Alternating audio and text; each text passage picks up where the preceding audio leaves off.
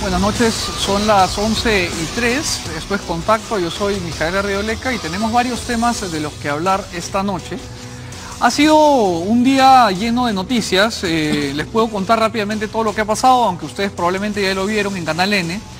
Donald Trump y Kim Jong-un se dieron la mano en Singapur, hubo una tercera marcha en contra del Congreso. Por otro lado, parece que Gareca ya tiene el 11 listo para el Mundial y finalmente siguen habiendo heladas que causan estragos en el sur de nuestro país. Ahora, lo más importante en la denominación común de los peruanos últimamente viene siendo el 11 que Gareca ha armado para jugar el partido contra Dinamarca. Sin embargo, en el programa de hoy queremos dedicarnos a hablar de otro 11 que no es el mismo que el profesor Gareca va a plantear para el Mundial. Porque si bien estos 11 jugadores que podemos recitar de memoria cada vez que un peruano se para frente a un televisor, han hecho por nosotros algo fantástico, nos han devuelto la esperanza, han logrado escurrirse a través de esta maldición que nos había alejado de los mundiales, hay otros 11 peruanos que han hecho algo tan o más valioso que la selección de fútbol, que es dar la vida por nuestro país y para que ustedes y yo podamos seguir viviendo en paz. Estos 11 son Humberto Matencio Gutiérrez, Felimán Landeo, Eduardo Casas Blanco, Marco Antonio Cisneros, Yonal Ríos Soria, Aarón Edgar Gómez Guti, Sirio Ivanga Inga, Carlos Raúl Fernández Muñoz, Denis Rodolfo Mendoza Condori, Alex Flores Pérez y Hugo Condori Capira. Señores, estos son los soldados y policías peruanos que Sendero Luminoso ha matado el último año. Sus nombres han quedado quizá escondidos por la bruma del tiempo, por la historia, por las noticias, por la velocidad de lo cotidiano, y a veces olvidamos que estos son jóvenes mucho menores que yo, que se van a la zona más agreste de nuestro país a luchar por la libertad, y creo que le debemos un poco más de respeto y un poco más de admiración a quienes se están enfrentando a las fauces de un movimiento asesino como Sendero Luminoso. Mucho se ha hablado de que en nuestro país hay una guerra interna, que ha habido un conflicto armado interno, y esas son denominaciones del derecho internacional público. Pero en una guerra hay dos bandos, hay dos ejércitos que se enfrentan por una causa, y aquí nunca hubo eso.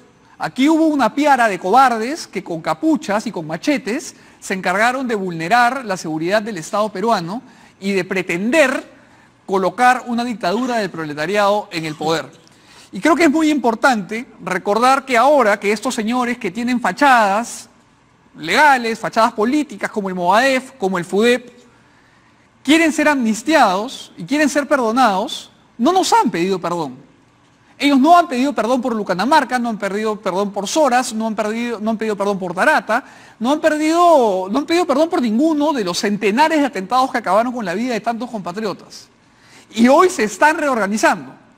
En los 80s se dijo que era un grupo de avijeos, hoy decimos que son narcotraficantes.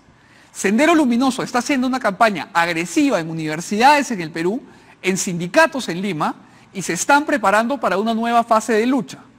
Podemos mirar a otro lado y hacernos los locos, somos buenos para eso, pero no podemos permitir que, por ejemplo, la generación a la que yo pertenezco, tengo 29 años, yo no sufrí el terror más allá de las velas que recuerdo, volvamos a vivir lo que vivieron nuestros padres.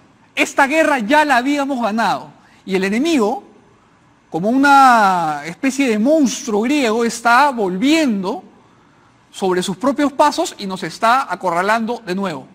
Entonces, señores, vamos a hablar sobre los atentados que le han quitado la vida a 4 peruanos la semana pasada, que le han dejado heridos a 6 soldados esta semana y que sistemáticamente vienen ganándole terreno a la democracia. Porque este es nuestro país y al terror no se le gana con violencia, al terror se le gana con ideas y con coraje. Y aquí no les tenemos miedo.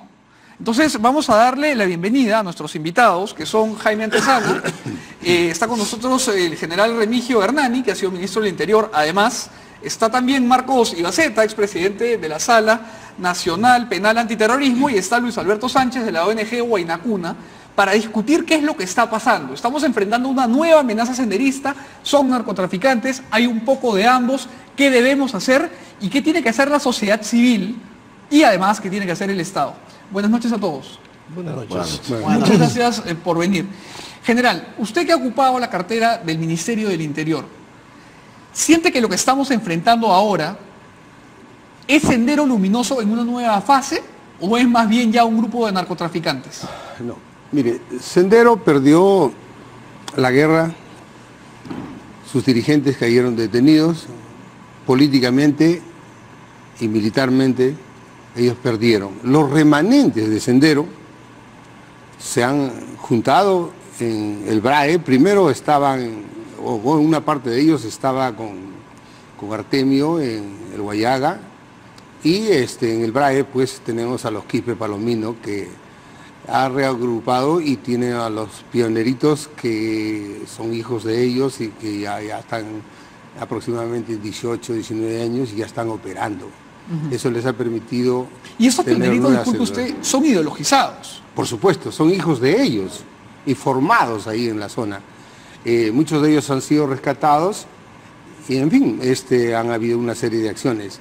Pero yo quiero hacer estas precisiones, si me permite.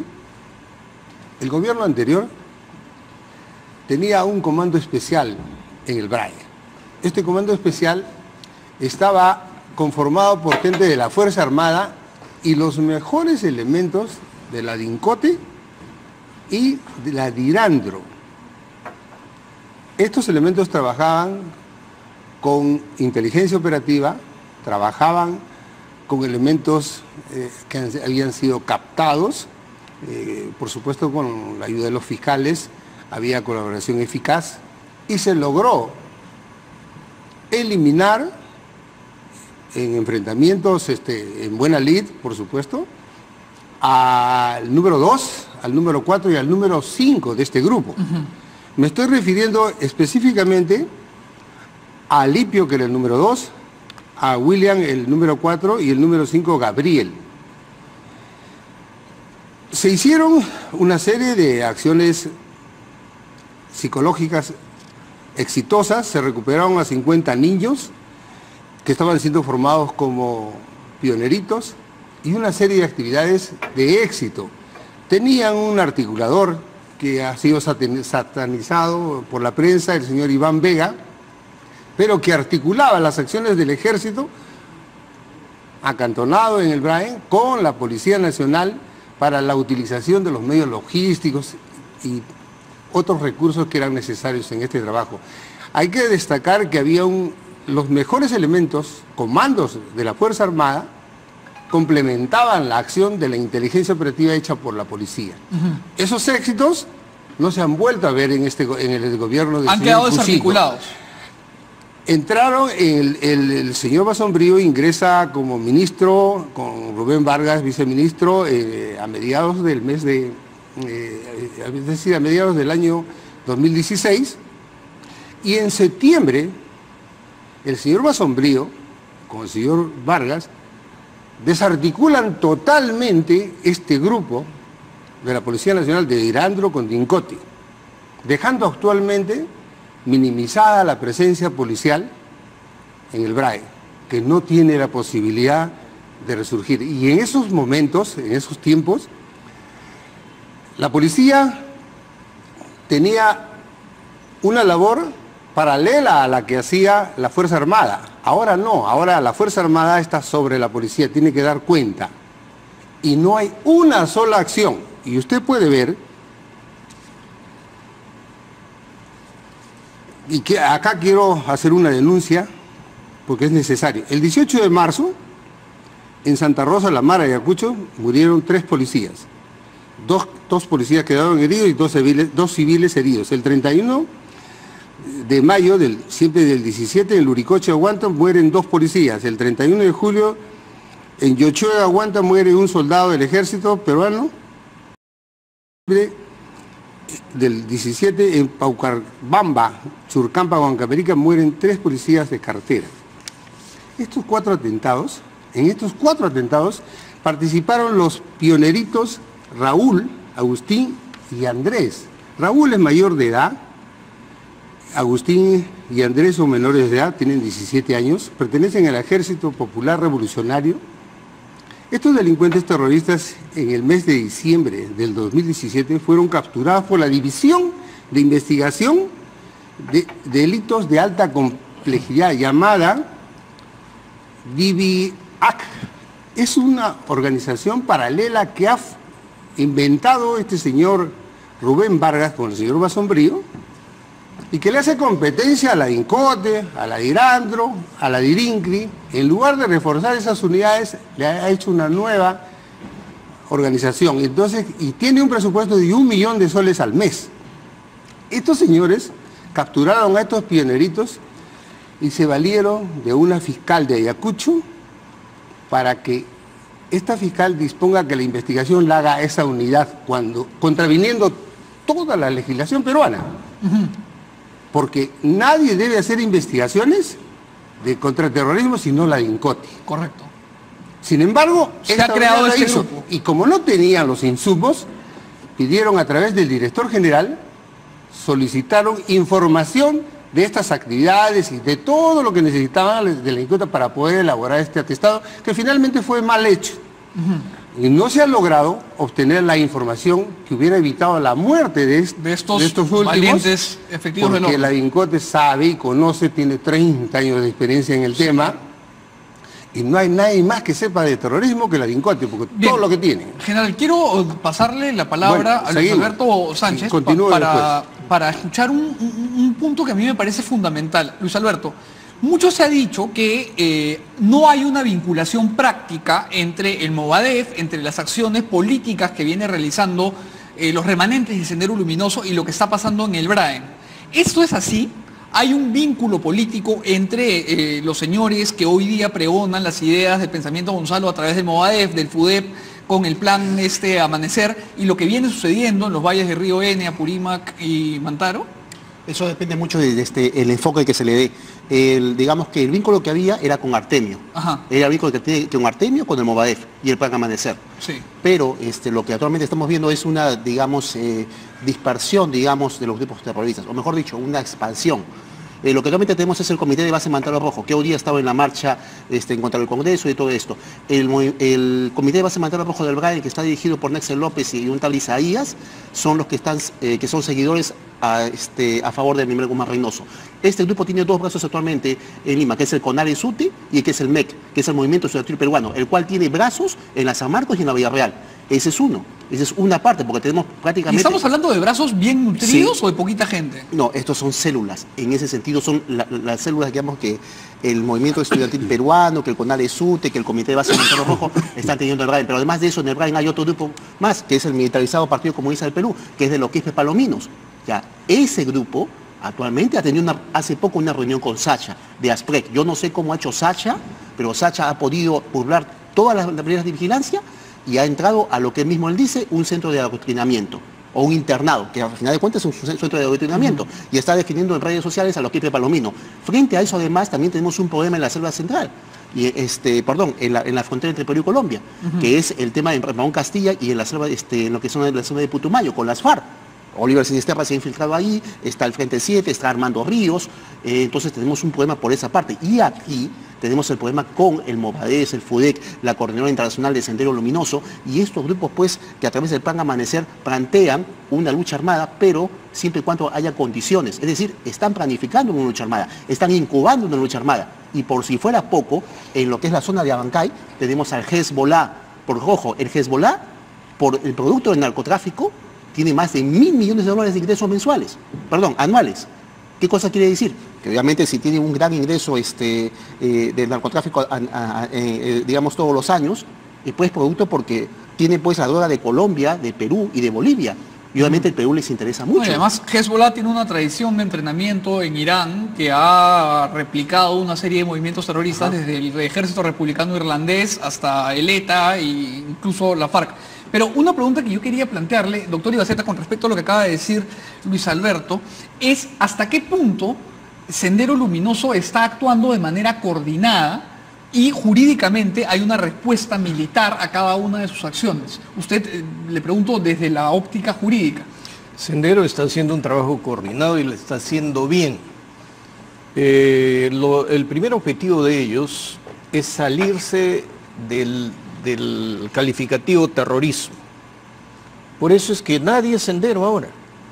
Nadie es sendero, pero su paso por el recodo del camino y un triunfante Abimael Guzmán está reconstituyendo su aparato político, entrando a una guerra política, es clandestina su organización, toman los frentes, se infiltran en las instituciones del Estado, por todos lados los tenemos, ¿ya? Por todos lados los tenemos, y ha creado órganos de fachada para generar estos frentes, van a las universidades y están con sus células, pero les faltaba el otro elemento, el Ejército Guerrillero Popular. Y nosotros tenemos, Artemio cayó en el Guayaga, pero eso no quiere decir que no estén actuando, que no se estén reconstituyendo, unificando, pero en el Braem nadie los ha podido sacar. Y nosotros torpemente, como torpemente está actuando el Estado, dentro de este plan general de reconstitución de Sendero con otro nombre, porque si no es Sendero, no es terrorista, y si actúa políticamente, no hay acción terrorista, y entonces la legislación antiterrorista no le es aplicable. Claro, porque el tipo penal no encaja. No encaja. Entonces, si nos vamos al Braem, resulta que no están atacando poblaciones, no están masacrando poblaciones, sino están enfrentándose al Estado. Eso significa generar una fuerza beligerante, nos estamos colombianizando. Y nosotros cometemos la torpeza de decir, son narcotraficantes y que vaya la policía, pero como también hay violencia, que vayan a combatir el ejército, pero no hay una articulación y no se dan cuenta que estamos teniendo unas FARC dentro del Braem. Entonces, estamos desarmados, realmente desarmados. Y además, doctor Ibaceta, algo que es muy importante, es que, y eso lo hemos conversado en esta mesa antes, pero hay que ser muy repetitivos en esto, es que Sendero Luminoso opera militarmente bajo dos premisas. La larga marcha, que es una guerra prolongada y de baja intensidad. Sendero Luminoso se forma en el 68 y recién ataca en el 80. Estuvieron 12 años esperando el momento adecuado. Y por otro lado, Sendero Luminoso tiene una característica esencial, que es que ha tenido siempre la idea de que lo político debe estar por encima de lo militar, siguiendo las máximas leninistas. Entonces, lo que estamos viendo es un resurgir absoluto de Sendero Luminoso y estamos igual de lelos que en los años 80. Ahora, doctor Antezana, usted que se ha dedicado tanto tiempo a entender el narcotráfico como un fenómeno que hoy día pues, es un cáncer en el Perú, ¿cuáles son los vínculos que encuentra entre narcotráfico y Sendero Luminoso? ¿Hay una retroalimentación o son actores distintos? A ver, en los 80 hubo una alianza entre el Comité Regional del Guayaga, 1984, hasta más o menos 1996, incluso post-derrota del senderismo, que es el año 92, ¿no? El puntillazo final de Sendero es el año 99, con la captura de Feliciano. Desde ahí ya no hay amenaza terrorista, como amenaza al Estado, ¿no es cierto? Una amenaza real a la seguridad. Real, no hay, ¿no? Bien. Esa es la forma como veo el problema. El asunto está en que sí hubo entonces en los años 80 una alianza entre el Comité Regional de Guayaga con Sendero Luminoso. Ahí se le aplicó el concepto de narcoterrorismo, ¿no? Ahí surge ese concepto de narcoterrorismo. Esa alianza no se produjo en el BLAE, ¿no? En el BLAE surgió las DECAS de Pichihuilca en el año 84 y fueron ellos quienes se vincularon a la protección de las pistas de aterrizaje y también sectores de los militares que también dieron protección al tráfico de la droga. Bien, eso fue las diferencias en el BRAE y obviamente. Bien, ahora, ese es el único momento donde hubo alianza entre el Sendero y el senderismo, y Sendero y el narcotráfico. No la ha habido en otro momento. Ahora, ¿qué son los hermanos Quispe Palomino hoy? Primero, diferenciemos a Sendero. El Partido Comunista del Perú, SL, ha pasado de ser una maquinaria asesina, ¿no?, que practicó el terror, a una maquinaria política. Ya lo es. Es que está reconstituido. Ya terminó, yo creo, el proceso de reconstitución, aunque ellos dicen todavía estar en la cuarta reconstitución. ¿Por qué? Porque están creciendo. Por lo tanto, una organización que crece ya no puede ser tipificada en reconstitución. Pero ellos dicen que están en la cuarta reconstitución. ¿Bajo qué lineamientos? Solución política, amnistía general, reconciliación nacional, ¿no? Ahora hablan de una nueva constitución, ¿no?, y de participar en los procesos electorales. Ahí surge el Movadep el año 2000 y después cuando intentan inscribirse, fracasan en su intento el año 2011 tras 300.000 firmas y empieza la construcción del FUDEP para participar en el proceso electoral del 2016. Igual no logran, se les cerró las posibilidades de participar en los procesos electorales. Es decir, ese sector del senderismo quiere integrarse a la vía política legal. Querrámoslo o no aceptar, tengamos nuestro punto de vista sobre ese tema, pero ese es el dato de la realidad. No podemos cambiar la realidad por algo que no lo es. Ese es el senderismo político. No cambia el nombre, es sendero político.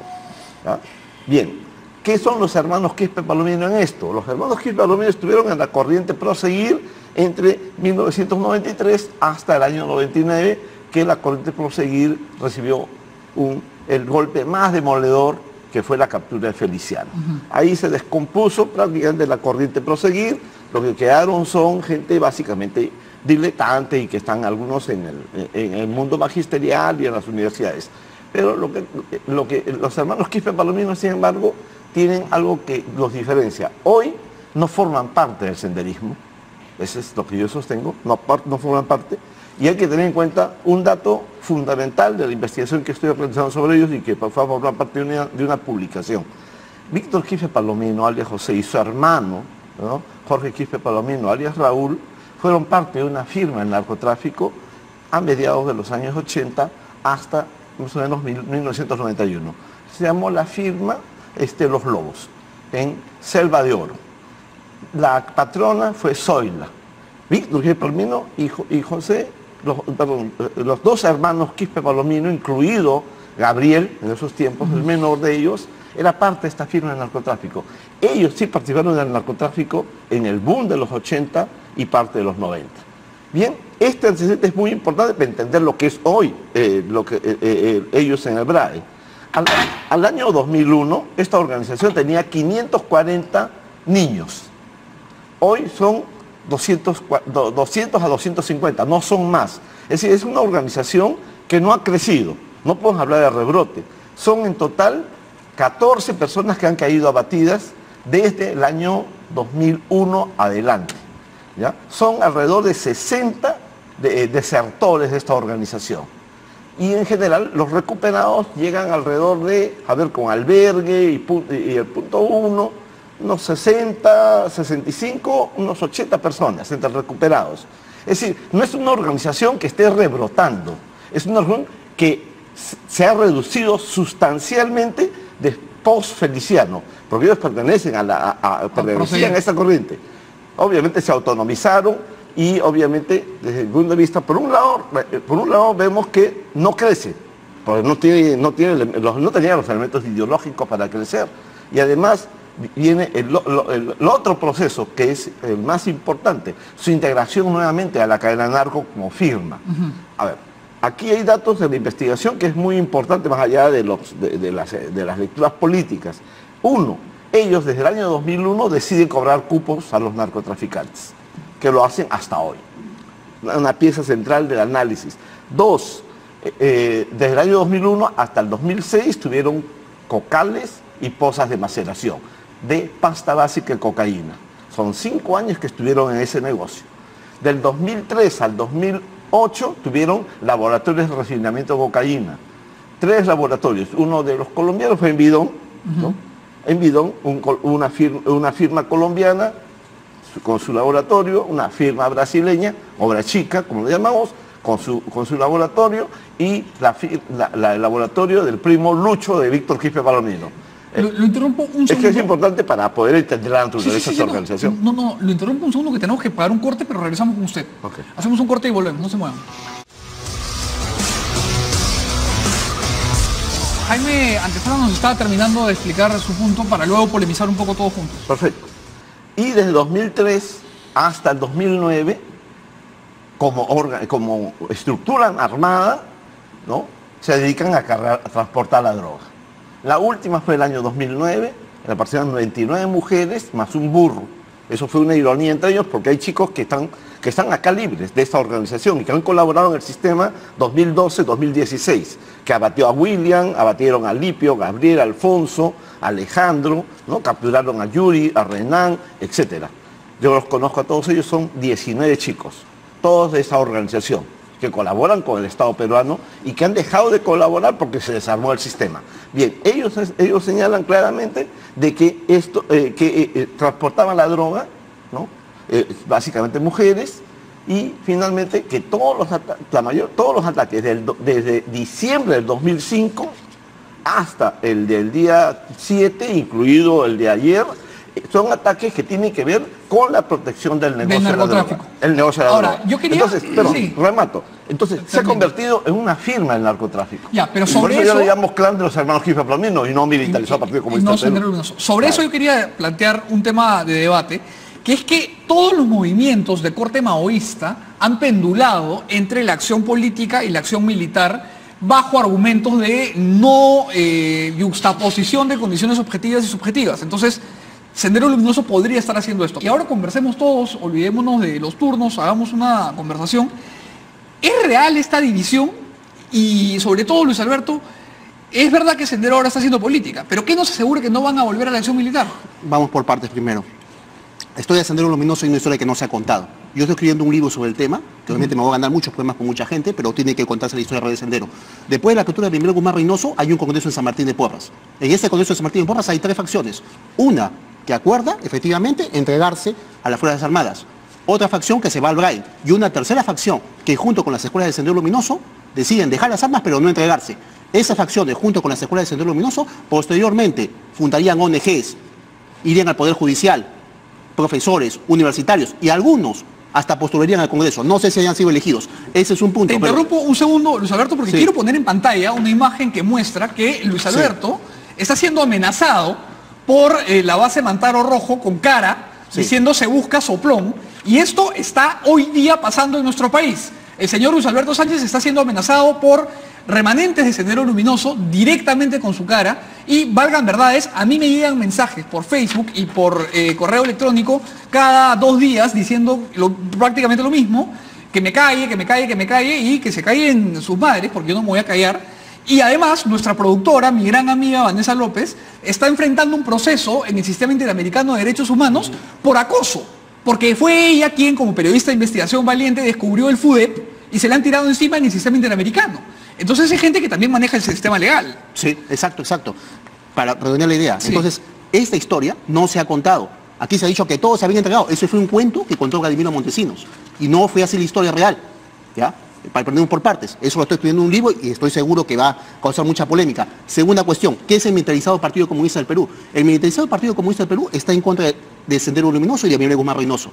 El militarizado Partido Comunista del Perú actualmente es un cártel del narcotráfico. No es otra cosa, son 500 personas. Tendrían aproximadamente entre 200 y 300 pioneritos, que obviamente ya deben bordar las edades de 15, 16 y 18 años.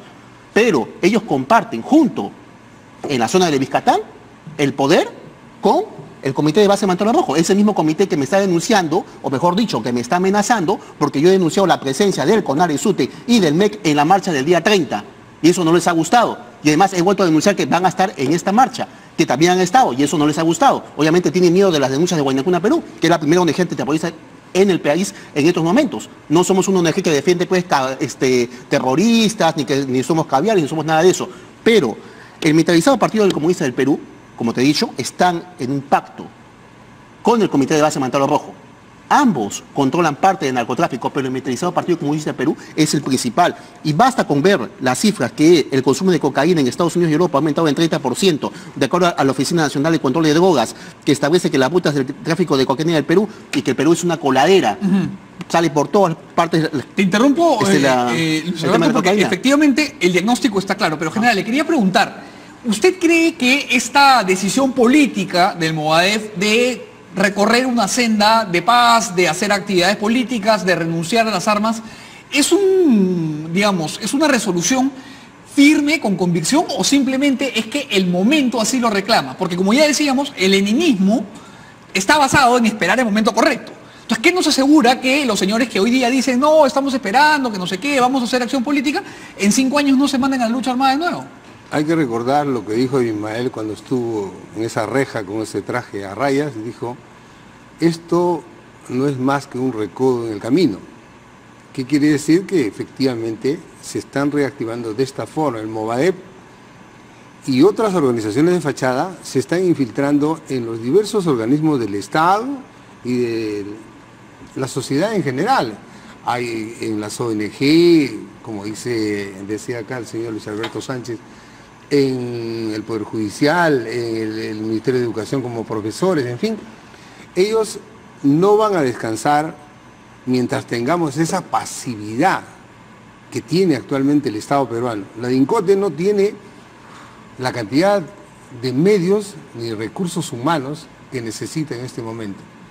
Esto es en la capital de la República, y mucho menos en el Braden.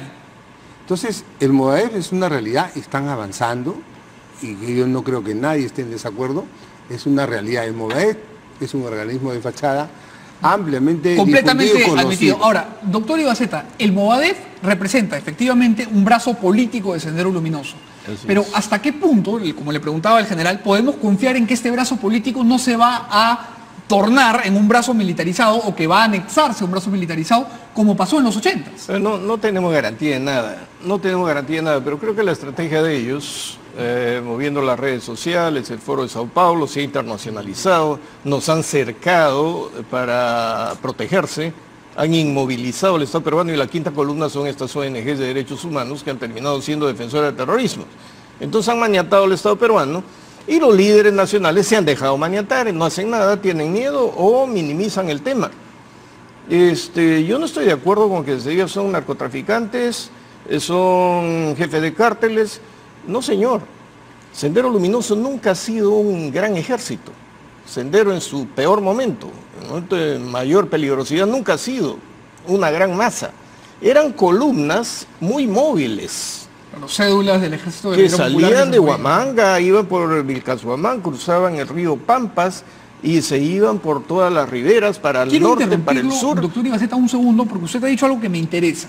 Usted ha dicho, y quiero entender bien a qué se refiere, que hay un grupo de ONGs que son quintacolumnistas, ¿no? Así es. Que es una alusión a la Guerra Civil Española, pero que lo que está usted diciendo es básicamente que le están haciendo el juego a Sendero. Pero claro, explíquenos por qué, por favor. Desprestigian toda acción de nuestras fuerzas, los someten a procesos, se desarrollan teorías penales, se ponen de moda la ley penal del enemigo, la criminalización de la protesta, han quemado un patrullero y no se sanciona a nadie. En fin, se está utilizando todos los mecanismos para que el Estado no reprima. Pero ahora, si vamos al campo, ellos necesariamente para su acción política necesitan una acción militar. Y no seamos un poco cándidos de decir que el narcotráfico es una cosa y ellos son otra cosa. No, porque toda la vida han estado aliados. Si no, veamos Pakistán, veamos China, veamos en todo sitio donde ha habido movimientos. ¿No está de acuerdo usted? Por supuesto que no. Escuchemos la discusión. ¿Por qué no está de acuerdo? Uno, que a un cártel no se le puede llamar Partido Comunista del Perú, pues, ¿no es cierto? Seamos No, perdón. No, estoy hablando sobre lo que sostiene acá. Y otra cosa, No, pero hágame un paralelo, pues, a las FARC. ¿Las FARC eran un cártel o no eran un cártel? La FARC sí logró utilizar la droga para sus objetivos políticos. Y entonces, ¿usted cree que estos no están haciendo ese mismo camino? Están haciendo el mismo camino. El asunto está en que si ustedes han observado los videos sacados por Sacha, que ha sido metido al área por los sistemas, aparatos de inteligencia, ¿ya?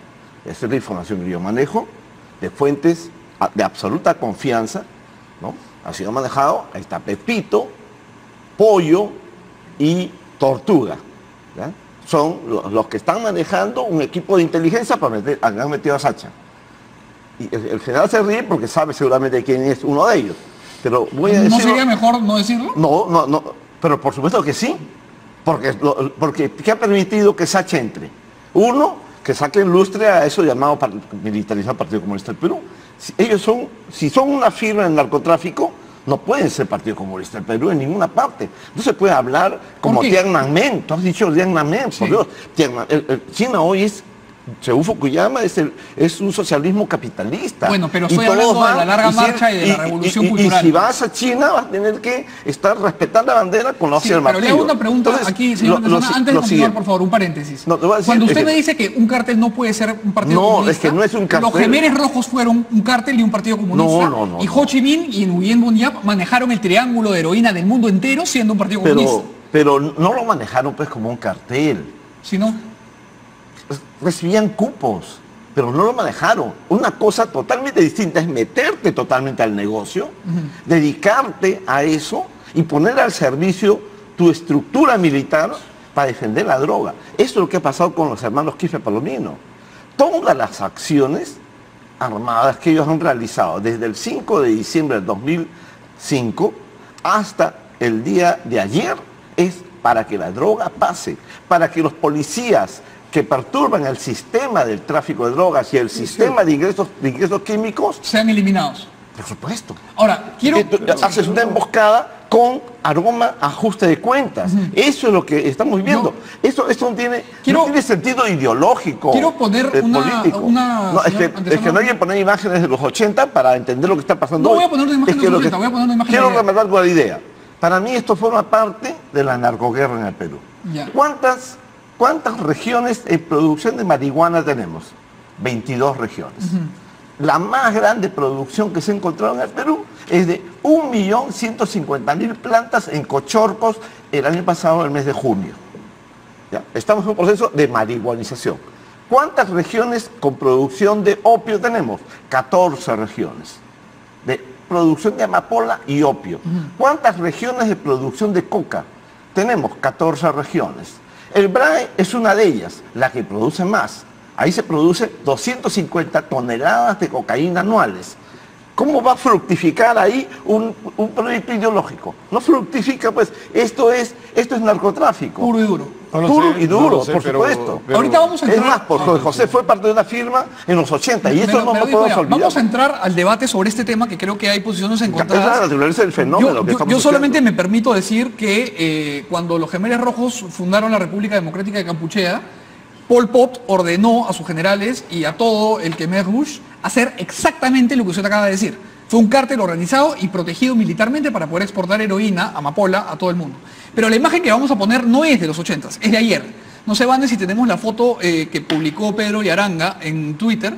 Ahí Vanessa la va a poner en un ratito y quiero leerles el contenido de la imagen para ver si es que este es un mensaje narcoterrorista, narcotraficante, narco, o finalmente si es un mensaje ideologizado, que yo tiendo a pensar que lo es, pero vamos a discutirlo. Este es el panfleto que dejaron los asesinos de los policías la semana pasada. Ha habido un atentado más reciente. Y dice lo siguiente. Ese es el día del día 7. Ya.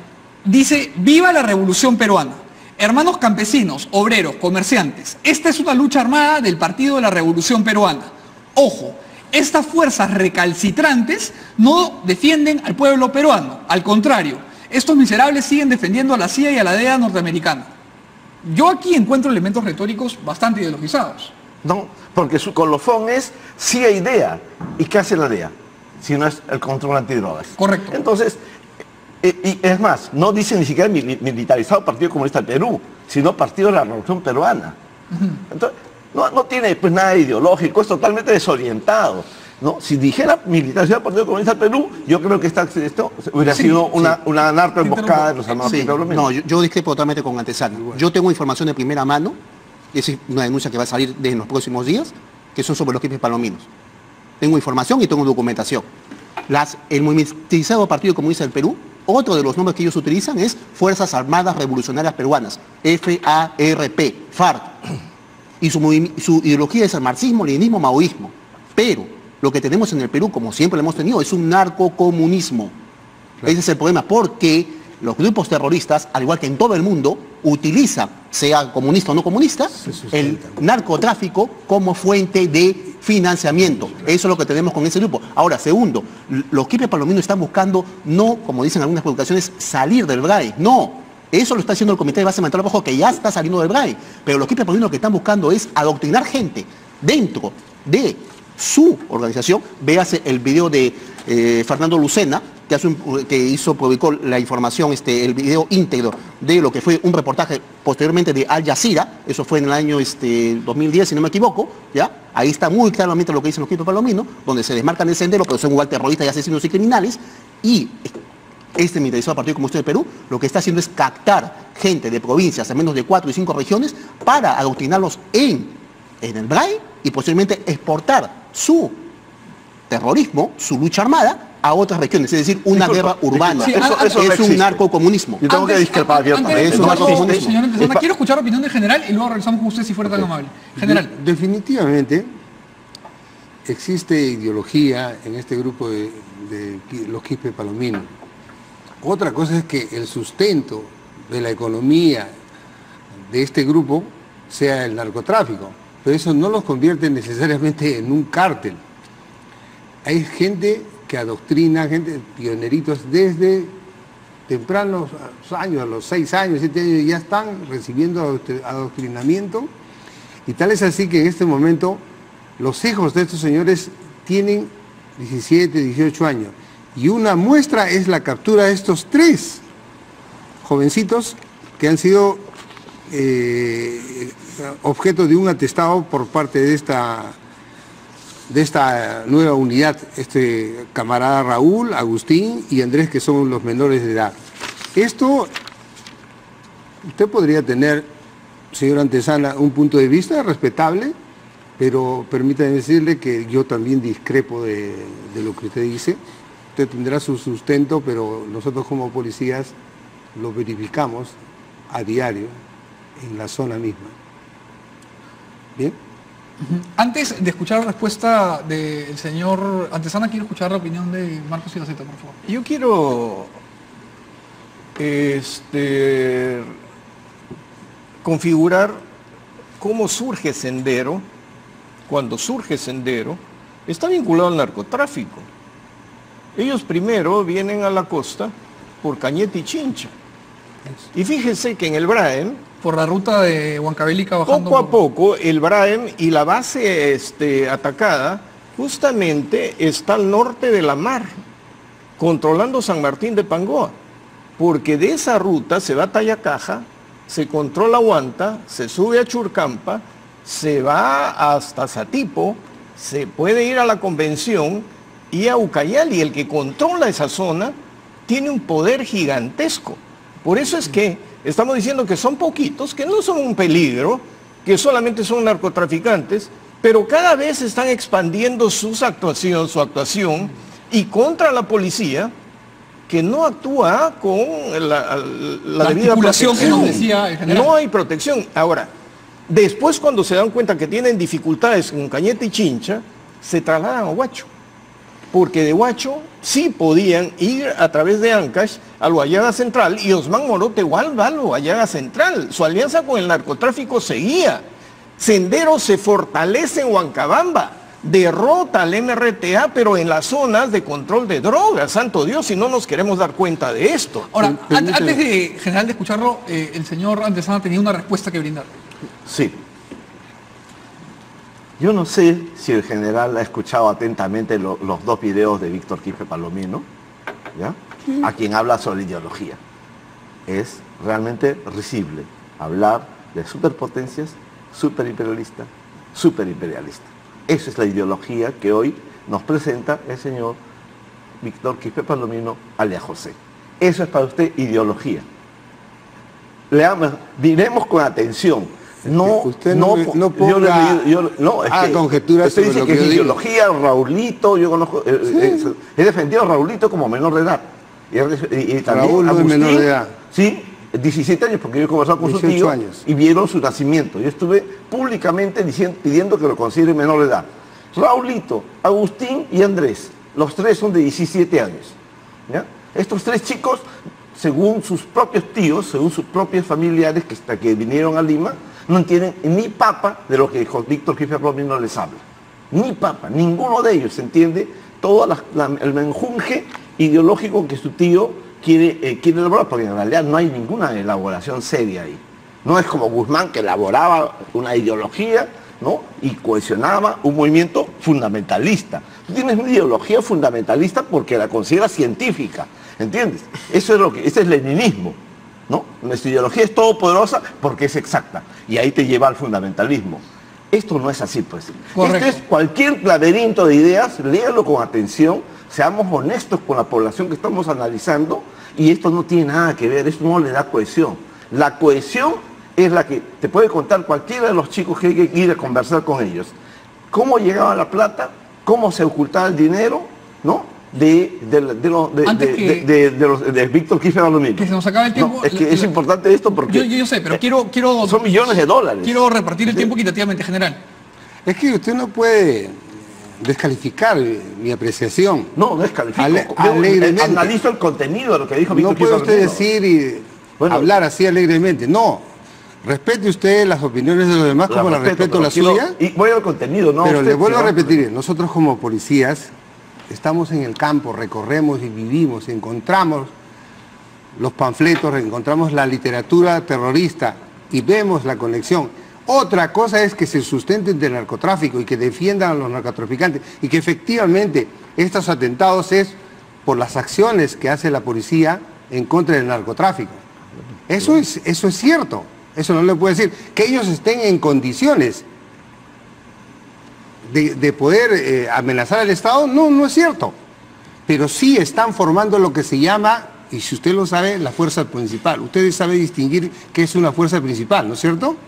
Ya. La fuerza principal son gente netamente clandestinas que han sido adoctrinadas desde pequeños y que son es el arma y los demás son la masa.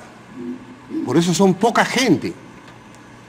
Por favor, no se vuelva a referir de esa manera sobre mis opiniones, señor Antesana. Antes de escucharlo, señor Antesana, son ideas, general. Sí. Y las ideas acá no se tratan como respeta, como civiles. Nos respetamos. Nos respetamos. Está bien, vamos a respetar también los tiempos del programa. Vamos a escuchar, ya nos quedan solamente 3 minutos, la opinión final de Luis Alberto Sánchez sobre lo conversado y después del doctor Ibaceta. Luis Alberto. Sí, el militarizado Partido Comunista de Perú es de los que Palomino, pero es un ejército de psicópatas que distorsionan la realidad.